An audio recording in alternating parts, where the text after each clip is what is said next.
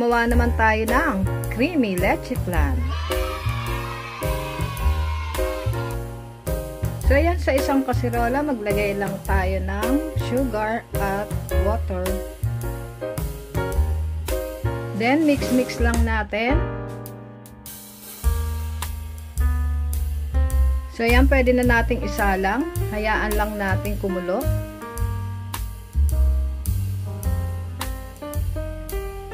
So ayan, kumukulo na. Huwag nating hahaluin, hayaan lang natin. Ayan, galaw-galawin lang pero hindi pwedeng haluin.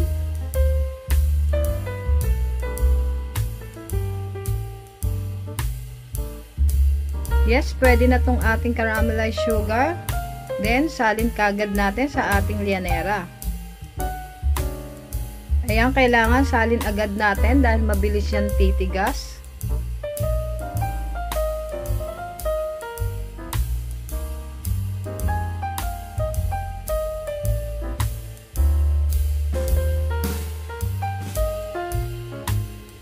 Then, set aside muna natin.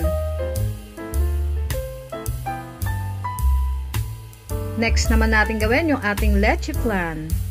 So, ayan, 12 egg yolks ang kailangan natin. Ayan, separate lang natin yung egg white. So, ayan, large egg ang gamit natin.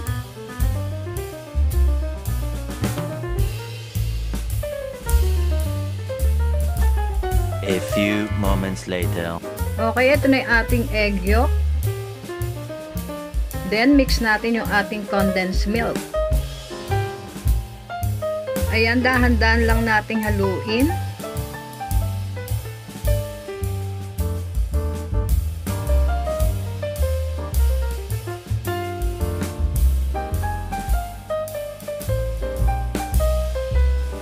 Next naman natin ilagay yung ating evaporated milk.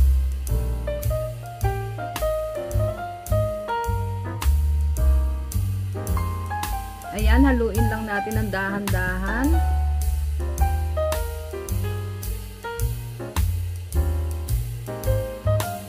Maglagay din tayo ng vanilla extract.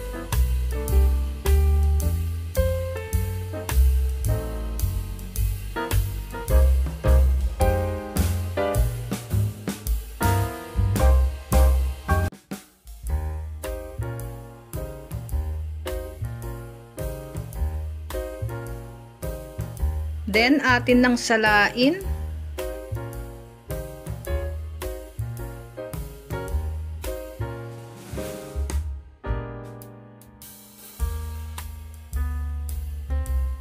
So yan, lagay na natin sa ating lianera na merong caramelized sugar.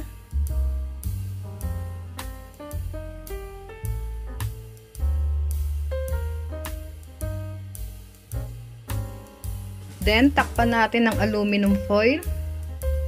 So yan, habang ginagawa natin to, nakasalang na yung ating pinakukulo ang tubig sa ating steamer.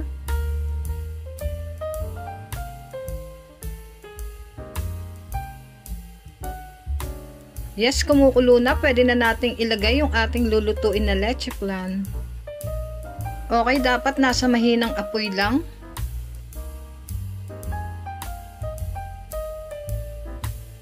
One hour later.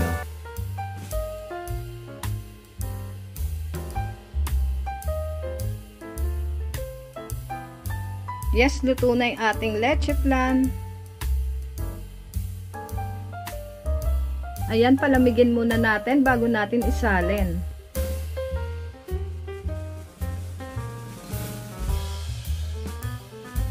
A few moments later.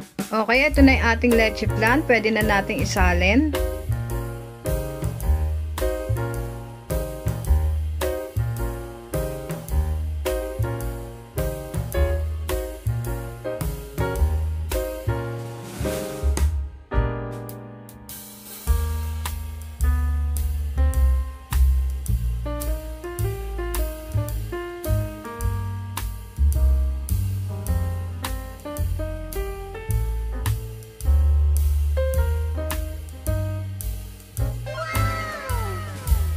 Yes, super sarap talaga na itong ating creamy leche flan.